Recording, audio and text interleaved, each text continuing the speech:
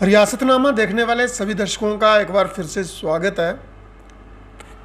एक मंजर जो है वो अभी भी मेरे जहन में घूम रहा है। जो मंजर कल देर शाम जीएमसी कठुआ में देखने को मिला, बिना इलाज के एक मृत्यु हो जाती है। परिवारजन जो भी हैं वो आरोप लगाते हैं लापरवाही का, लेकिन कुछ भी नहीं होता। वीडियो सोशल मीडिया पर लगातार वायरल हो रही है। जो कोताही बरती जा रही है वो सामने आ जाती है। सिस्टम एक्सपोज हो चुका है, लेकिन प्रतिनिधि कोई नहीं है। कठुआ की बात करें तो कोई ऐसा पक्ष विपक्ष का नेता नहीं है जो इन मजलूमों की आवाज़ जो है वो उठा सके, बुलंद कर सके। इस वक्त हम पहुंच चुके हैं पैंथर्स पार्टी के जिला अध्यक्ष रोबिन शर्मा जी के पास, जिन्होंने समय समय पर जनता की आवाज़ को बुलंद किया, सवाल किए सरकार से, प्रशासन से। तो आज हम उनसे बातचीत करेंगे और जानेंगे कि आखिर कठुआ के इन हालातों का जिम्मेदार है कौन, जम्मू कश्मीर की बदहाली का जिम्मेदार कौन है, इस देश की बदहाली का जिम्मेदार कौन है। तो आइए उनसे बातचीत करते हैं और जानते हैं कि कौन है इस पूरे बदहाली का जिम्मेदार। रोबिन जी, आपका बहुत बहुत स्वागत है रियासतनामा में। ईशांत जी, मैं आपका भी शुक्रिया करता हूं और आपको सल्यूट करता हूं, और आप जैसे जितने भी हमारे जो मीडिया कर्मी हैं जो सरकार की और एडमिनिस्ट्रेशन की नालायकी को सामने लाते हैं, और बहुत सारा नेशनल लेवल का जो मीडिया है वो बिक चुका है। जैसे कल डेथ हुई, और ऐसे हज़ारों डेथें हमारे जम्मू कश्मीर में होती हैं और इस कोविड के दौरान हो रही हैं। क्या आप समझते हैं? क्या आपके चैनल के माध्यम से मैं तमाम जनता से पूछना चाहता हूँ, क्या आप समझते हैं कि जो पेशेंट कोविड पॉजिटिव का हॉस्पिटल में जा रहा है, क्या उसको समय पे ऑक्सीजन मिल रही है? क्या उसको जो ट्रीटमेंट मिलना चाहिए क्या वो मिल पा रहा है? अगर आप समझते हो कि वहाँ पर कोताही बरती जा रही है, अगर किसी को ऑक्सीजन की ज़रूरत है तो अगर उसको इमरजेंसी के तौर पर तुरंत ऑक्सीजन नहीं दी जाए तो वो मरेगा ना। अगर किसी को 1 घंटे के बाद इंजेक्शन लगाया जाएगा, उसको तुरंत ज़रूरत है, वो तो मरेगा। तो वो नालायकी किसकी है? वो हॉस्पिटल प्रशासन की है, वो हमारे चुने हुए नुमाइंदे की है, और जो एलजी साहब बैठे हैं जो मॉनिटरिंग कर रहे हैं। तो कहने का मतलब एक आदमी का जो परिवार है, कोई सदस्य जो बड़ा है छोटा है, वो चला गया। नेग्लिजेंसी हॉस्पिटल के डॉक्टर्स की थी। तो कहने का मतलब जो चला गया वो तो चला गया, तो उसकी कमी को कौन पूरा करेगा? अगर एक आम आदमी छोटी सी भी गलती कर दे, आज किसी ने अगर मास्क नहीं पहना हो ना तो पुलिस वाले डंडे भी मारते हैं, फाइन भी करते हैं। कोई गरीब आदमी कोई आधा घंटा 1 घंटा ज़्यादा अपनी रेडी फड़ी लगा ले ना तो उसकी रेडी भी अंदर हो जाती है। एक प्रशासन हॉस्पिटल जिसको हम भगवान का दर्जा देते हैं, मैं कहना चाहूँगा मात्र 10% डॉक्टर्स हैं जो भगवान रूप है। 90% डॉक्टरों ने अपना धंधा चला रखा है, और वही 90% डॉक्टर जिनकी नेग्लिजेंसी के कारण हमारे बच्चे की, हमारे बहन की, हमारे बुजुर्ग की मौत हो जाती है। क्या उस पर 302 का मुकदमा नहीं चलना चाहिए? क्या ऐसे नालायक डॉक्टर चाहिए? क्या ऐसे करप्ट डॉक्टर चाहिए? कौन पूछने वाला है? और हमने 2010 से लेकर लगातार 6 साल हमने काम किया हॉस्पिटल में, दिन रात 24 घंटे काम किया हमने। हम हॉस्पिटल की जानते हैं कि कहाँ पे कोताही बरती जाती है। जो सीनियर डॉक्टर्स हैं वो तो आते ही नहीं हैं। और जब 6 साल हम वहाँ पर गए, हमने लोगों को जो रिलीफ पहुँचाया, हम बोलते थे, सरफदर्द सेवा समिति बोलती थी, तभी डॉक्टर्स वहाँ पर काम करते थे। लेकिन जो लोगों का सपोर्ट चाहिए था, कठुआ की जनता का सपोर्ट चाहिए था, वो शाबाश तो देते थे, लेकिन जब बात आती थी फ्रंट पे आने की, नारे लगाने की, तो कोई नहीं बोलता था। हमारे जो 200-400 लोग थे वही हमारे साथ चले, उसमें से कुछ चल रहे हैं, कुछ बैठ गए हैं। तो कहने का मतलब यह है कि जहाँ पर गूंगी बहरी सरकार हो, जहाँ पे करप्ट सिस्टम हो, जनता भी नहीं बोलेगी तो लोग तो मरेंगे। अगर आपके लिए कोई नेता, कोई सोशल वर्कर बोलना चाहता है, आप उसकी भी सपोर्ट नहीं करेंगे तो हम क्या करेंगे? कहने का मतलब यह है कि जान सबसे ज़्यादा कीमती है। और आज मैं कहना चाहता हूँ कि आज हॉस्पिटल में जो इंजेक्शन आपको मिनिमम रेट पे मिलना चाहिए महामारी के दौरान, आपको वो डबल रेट पे मिल रहे हैं। क्या प्रशासन कहाँ पे सो रहा है? एलजी साहब मॉनिटरिंग कर रहे हैं, एलजी साहब एक हॉनेस्ट आदमी हैं, तो क्या उनको नहीं पता चल रहा है? मैं ये कहना चाहता हूँ कि अगर हॉस्पिटल प्रशासन ईमानदार है, मैं डिप्टी कमिश्नर कठुआ से कहना चाहूँगा कि अगर आप ईमानदार हैं, 1 साल हमें दे दीजिए, हम लोगों को बिल्कुल होलसेल रेट पे मेडिसिन प्रोवाइड कर सकते हैं 1 साल। और अगर आप फ्री ऑफ कास्ट हमारी NGO hospital district medical college जो है, जो डिस्ट्रिक्ट हॉस्पिटल, उसके लिए काम करेगी। 1 साल में सारा सिस्टम ठीक कर देंगे। सिटी स्कैन खराब थी 7 साल से, इनको नहीं दिखा। अल्ट्रासाउंड खराब थी, इनको नहीं दिखा। डॉक्टर की कमीशन फिक्स है। और जो बीजेपी के लोग ड्रामाबाजी करते हैं ना, हम किसी को रोटी देकर हम उसको ठीक नहीं कर सकते। इस टाइम हॉस्पिटल में डॉक्टर्स की जरूरत है, ऑनेस्ट डॉक्टर्स की जरूरत है, ऑनेस्ट स्टाफ की जरूरत है, जो मरीज को सहारा दे, उसको बचाने की कोशिश करे। कोरोना को इतना बड़ा हवा बना दिया है कि जब बंदा सोचता है यार मेरे को कोरोना हो गया है, तो बंदा सोचता है यार मैं गया, तो कहने को वहां पे डॉक्टर उसको दिलासा ना दे, डॉक्टर मौके पर ना हो, वो तो आदमी मरेगा। रोबिन जी, हमने जो मंजर देखा वो तो दुखदाई है। आप भी आहत हैं, हम भी आहत हैं, हम सभी जो लोग आहत हैं उनकी भावनाओं की कदर करते हैं, समझते हैं भली भांति। लेकिन अगर हम बात करें जम्मू कश्मीर की, तो जम्मू कश्मीर में लगातार मौत के आंकड़े बढ़ रहे हैं। कारण चाहे कुछ भी हो, चाहे कोताही सरकार की हो, कोताही प्रशासन की हो, हमारा जो विपक्ष है वो अब कहीं नज़र नहीं आता। और तो और जनता के बीच में भी नज़र नहीं आता कि चलो किसी को 2 किलो राशन ही दे आएँ, कोई परेशान होगा। क्या देखते हैं कि जो बड़े बड़े राजनीतिक दल थे जिन्होंने सत्ता का सुख भोगा है, वो आज नज़र क्यों नहीं आ रहे? क्यों लोगों की आवाज़ को बुलंद नहीं कर पा रहे? क्योंकि सरकार भी तभी सुनती है जब कोई सुनाने वाला हो। तो क्या देखते हैं आप? देखो, आपने विपक्ष की बात की। अगर बीजेपी के बाद कोई सबसे बड़ा विपक्ष है तो वो कांग्रेस है जी। और पता नहीं कांग्रेस के लोग अंदर क्यों बैठे हुए हैं, मेरे को ये समझ नहीं आती। जब पिछला कोविड का दौरान रहा, हमने कोई मीडिया में फ़ोटो नहीं खिंचवाया, लेकिन हमारे वॉलंटियर्स मोहल्ले में जाते थे, अपनी औकात के लेवल, हमने किसी से कोई ग्राई भी नहीं की, अपने लेवल पे हमने राशन भी बांटा। तो कहने का मतलब जो जहाँ के कांग्रेस के दिग्गज लीडर हैं, उनके पास तो पैसों की भी कमी कोई नहीं है, वो सरकारें रहीं, खूब पैसा कमाया उन्होंने। कहने का मतलब कि आज विपक्ष सामने क्यों नहीं आ रहा। और दूसरी सबसे बड़ी बात यह है कि जब से बीजेपी सत्ता में आई है, जो बोलने वाले लोग थे वो पहले कांग्रेस में थे, वो बीजेपी में हैं। तो कहने का मतलब ये है कि अब ये भी पता चल रहा है विपक्ष कौन सा है। तो कहने का मतलब ये है कि विपक्ष, अगर हम एज ए पैंथर्स पार्टी की बात करूं, एज ए सर्वधर्म सेवा समिति की बात करूं, तो माता को हमारा कोई बहुत बड़ा दायरा नहीं है। लेकिन आपके माध्यम से जितनी आवाज़ हमारी जनता तक पहुंचती है, हम पहुंचाते हैं। जितनी हमारी कैपेसिटी है काम करने की, हम अपनी औकात से बढ़कर काम करते हैं। तो कहने का मतलब यह है कि जो बड़े संगठन हैं, कांग्रेस है या कोई और अदर पार्टीज है, वो लोगों के लिए फ्रंट पे क्यों नहीं आते? विपक्ष का काम बहुत बड़ा होता है। अगर विपक्ष आज सारा इकट्ठा हो जाए, आज तो मैं कहता हूँ इस महामारी के दौरान विपक्ष की और जो सरकार की बात नहीं होनी चाहिए। ये तो महामारी में सभी को मिलकर काम करना चाहिए।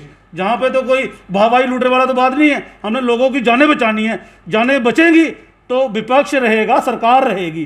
तो कहने का मतलब यह है कि विपक्ष का ये रोल होता है कि जहाँ पे सरकार कोताही बरते, जहाँ पे प्रशासन कोताही बरते, कम से कम उनको पता होना चाहिए कि कम से कम कठुआ में ऐसी लीडरशिप है जो हमसे सवाल करेगी। और कठुआ की जो लीडरशिप है, जो सीनियर लीडरशिप है, सबसे दोगली लीडरशिप है।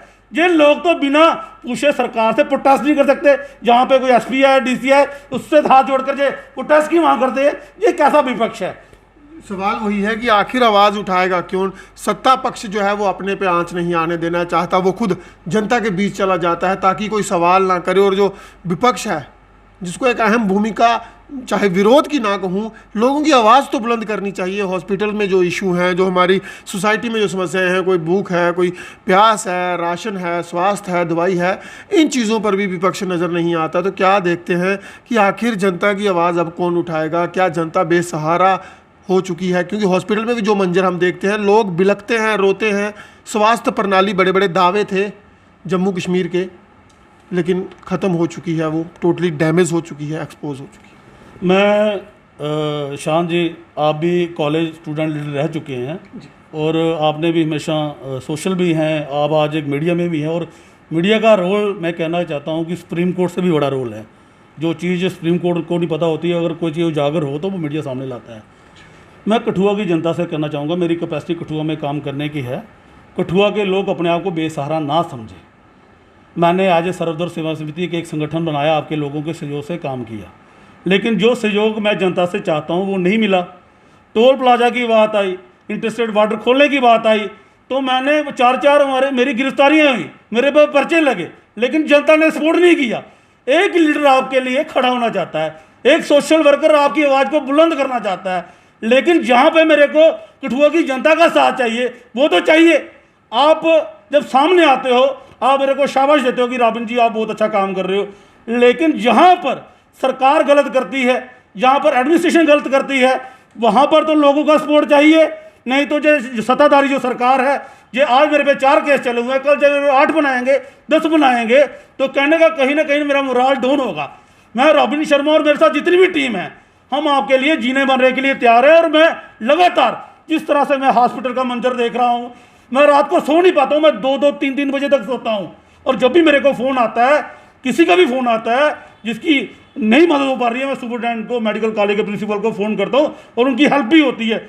मैं कहने का मतलब ये है कि अगर जनता को लगता है, महसूस होता है कि हॉस्पिटल में इलाज ठीक नहीं हो रहा है, डॉक्टर लापरवाही बरत रहे हैं, मरीजों की जानें जा रही हैं जिनको हम बचा सकते हैं, तो आप कठुआ में यार 1.5-2 लाख की आबादी है, पूरे डिस्ट्रिक्ट कठुआ में 5.5-6 लाख की आबादी है, क्या 500 आदमी डिस्ट्रिक्ट कठुआ में मेरे साथ नहीं चल सकता?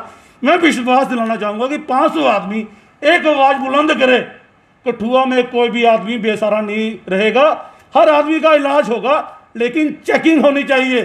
चाहे डॉक्टर जो बड़े बड़े टेस्ट लिखते हैं उस पर चेकिंग होनी चाहिए, जो मेडिसिन जो आज मेडिसिन लोगों को 100 रुपये में मिलनी चाहिए, जो आज 400 रुपये मिल रही है, उसकी चेकिंग होनी चाहिए। और सरकार और एडमिनिस्ट्रेशन तभी डरेगी अगर किसी के साथ मास होगा, किसी के साथ लोग होंगे। तो अगर हमारे साथ आप नहीं चलोगे, अगर हम अपनी आवाज़ को बुलंद करेंगे, ये हमें उठा के जेल में डाल देंगे, तो कहने का मतलब है कि आपकी आवाज़ दोबारा दबेगी। अगर मैं जेल में भी जाऊं तो कम से कम आपकी आवाज़ पीछे से बुलंद होनी चाहिए। कठुआ की जनता अपने आप को बेसहारा ना समझे। आपका छोटा भाई, आपका बच्चा कठुआ में है, लेकिन जब तक आप मेरे को फ्रंट पे आके सपोर्ट नहीं करेंगे तो मैं अपनी आवाज़ को बुलंद जिस तरीके से चाहता हूँ वो नहीं कर सकता हूँ। रोबिन जी, आपसे बात करेंगे, हम पूरे देश की हालातों की चर्चा करेंगे, क्योंकि रियासत और ज़िला जो हमारे हालात हैं वो सबके सामने हैं। वो इस वक्त बहुत ही दयनीय हालात हैं। अगर हम देश की बात करें, दवाई की आप बात करते हैं, इंजेक्शन की, क्या आपको लगता है कि महामारी के बीच भी जीएसटी के साथ दवाइयाँ बेची जानी चाहिए?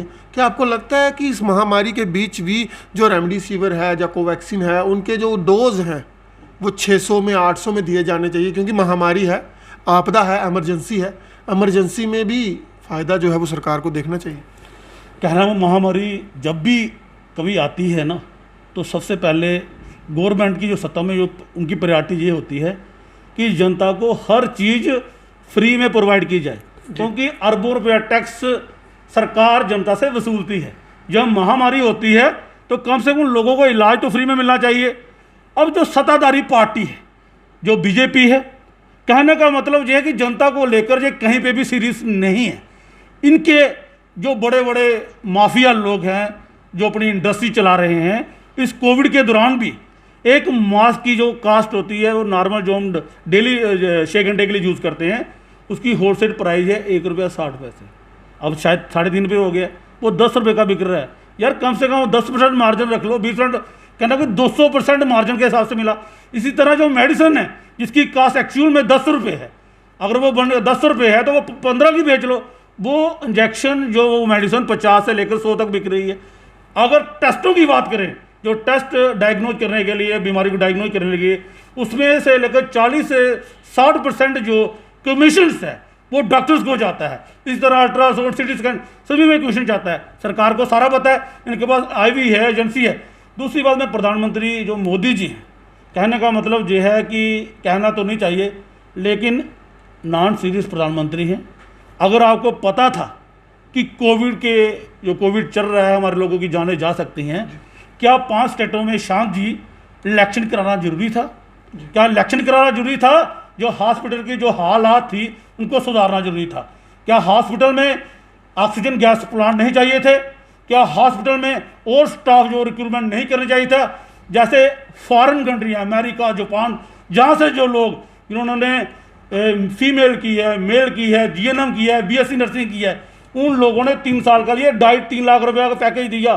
जो इंडिया से लोग हैं, तो कहने का मतलब इन्होंने तो जो उनको 2.5 लाख रुपये पे महीने वो अमेरिका, जापान ऐसे देश जो देने के लिए तैयार है इंडिया के बच्चों को।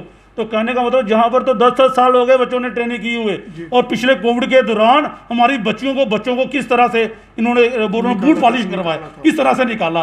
अगर आज सबसे ज़्यादा देश में सबसे ज़्यादा ज़रूरत है तो वो हेल्थ की है। और कहने का मतलब ये है कि जो सत्ताधारी पार्टी है इनको सिर्फ कुर्सी चाहिए, इनको किसी की जान की परवाह नहीं है और ये लोगों की जान पे रोटियां सेक रही हैं। मैं बीजेपी के लोगों को कहना चाहता हूं कि और बाकी आप लोगों की सेवा करना चाहते हो, प्रधानमंत्री मोदी जी को बताइए जो करप्शन आज हॉस्पिटलों में हो रही है।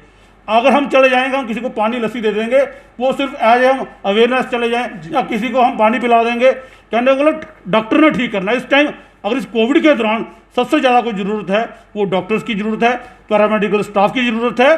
वो चीज़ जो है वो अपनी सरकार के सामने लाएं। ऐसे ड्रामा करने का कोई भी फायदा वो लोगों को नहीं होगा। रोबिन जी, एक आखिरी सवाल करूंगा आपसे, क्या देखते हैं कि जम्मू कश्मीर चुनी हुई नुमाइंदों की सरकार जहां पे नहीं है, 2018 के बाद है, इलेक्शन पहले उससे पहले हुए थे, सरकार गिर चुकी है, नुमाइंदे नहीं है, क्या आपको नहीं लगता कि नुमाइंदे ना होने के कारण जम्मू कश्मीर का प्रशासन जो है वो काफ़ी हावी हो चुका है, विपक्ष बोलने के लायक नहीं बचा, सरकारें अपने गुणगान करती हुई नजर आती हैं, तो क्या देखते हैं? कहने का मतलब ये है कि एक तो हमारे से स्टेट इन्होंने छीन ली, इलेक्शन नहीं हो पा रहा है। और ये जो बड़े बड़े दावे करती थी सरकार कि 370 होने के साथ इन लोगों के साथ ऐसा हो रहा है, ऐसा हो रहा है, 370 के बाद हमने खोया ही खोया, हमने पाया कुछ भी नहीं है। नौकरियां कितनी मिली आपके सामने हैं। कहने का मतलब ज़मीनें हमारे लोगों की जो 50-50 साल से गर्दोरियाँ थी वो लोगों की चली गई। डीडीसी इलेक्शन करवा दिए, सरपंच इलेक्शन करवा दिए, लेकिन जो असेंबली में हमारे एमएलए चाहिए थे वो इलेक्शन नहीं हो पाया। क्यों करवाए? क्योंकि जो एलजी बैठेगा वो सत्ताधारी पार्टी का बैठेगा, सीधा जो ताना बाना होगा वो साइड वहाँ से उनका जो बन जाएगा। हम ये कहना चाहते हैं कि एक लीडरशिप बड़ी ज़रूरी होती है डेमोक्रेसी में। हम अपना वोट डालकर लीडर चुनते हैं। अगर इन बाबू लोगों ने सरकार चलानी होती ना तो फिर डेमोक्रेसी में पॉलिटिशियन की कोई ज़रूरत नहीं थी। अगर आज जो एक यूपी का, बिहार का, पंजाब का, ज़्यादा स्टेट का जहाँ पर कोई भी कमिश्नर आया हुआ है, आईएएस अफसर आया है, उसको ग्राउंड रियलिटी क्या पता है? एक जो जहाँ का नेता होगा ना उसको ग्राउंड रियलिटी पता होगी। अब आपने डीडीसी इलेक्शन हुआ, अपना पंचायत इलेक्शन हुआ, उसके बाद फिर दूसरा इलेक्शन हुआ जो म्यूनसिपैलिटी का इलेक्शन हुआ, और लोगों की मैं गलती मानता हूँ, उन्होंने सारे वोट मोदी के नाम पर उन निकम्मों को दे दिए।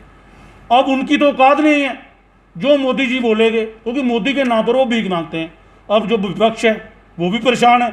वो जो बोलते हैं कि जब काम करने की बारी आती है तो हम काम करते हैं, लेकिन लोग जो वोट है वो मोदी के नाम पर डाल देते हैं। आज मैं समझता हूँ कि इमीडिएट जरूरत थी इलेक्शन करवाने की जम्मू कश्मीर में, और 2018 के बाद जहाँ पर तो इलेक्टेड गवर्नमेंट है ही नहीं है, और कोई विपक्ष का आदमी कोई बोलने की हिम्मत भी रखता है तो कहने का मतलब जो सत्ताधारी जो आदमी रहा उसकी गलतियाँ तो होती हैं। और कहने का मतलब आज जो सत्ता में है उनकी भी गलती हैं, और जो पिछले सत्ता में रहे हैं उनकी भी गलती हैं। लेकिन अगर कोई जब किसी की आवाज़ को बुलंद करना चाहता है तो उसकी आवाज़ बुलंद नहीं हो पाती। और मैक्सिमम जितने भी बोलने वाले जम्मू के नेता थे, और 90% वो तो सारे इन्होंने बीजेपी में ज्वाइन करवा लिए। अब जनता का ये है कि आज निर्णायक जो स्थिति है वो अगर पैदा करनी है वो जनता ने करनी है। जनता जब तक आवाज़ नहीं उठाएगी, चाहे इलेक्शन का मसला हो, चाहे कोई भी सरकार की तरफ से और एडमिनिस्ट्रेशन की नलायकी का मसला नहीं हो, जनता जब तक आवाज़ नहीं उठाएगी ये इलेक्शन नहीं होगी, और विपक्ष आपके सामने है। बहुत बहुत धन्यवाद। इस वक्त आप सुन रहे थे रोबिन शर्मा जी को, जिन्होंने सीधे और साफ स्पष्ट शब्दों में कह दिया है कि नालायकी है हमारे देश की सरकारों की, नालायकी है जम्मू कश्मीर प्रशासन की, जिनकी वजह से हमारी कीमती जानें जो है वो जा रही हैं। क्योंकि जो समय था बचाव का वो चुनावों में चला गया, जो समय था बचाव का वो उत्तर प्रदेश के चुनावों में चला गया, और लोग शमशान तक पहुंच गए, सरकारें आसमान तक पहुंच गई, और जनता परेशान है। एक सवाल हम भी करना चाहेंगे कि आखिर कब इस देश के अंदर लोगों की जान माल की सुरक्षा का जिम्मा जो है वो सरकार लेगी, कब सरकार जवाबदायक बनेगी। अंत बहुत ही जल्द कुछ और ख़ास मेहमानों के साथ हम हाजिर होंगे। तब तक आप देखते रहिए रियासतनामा।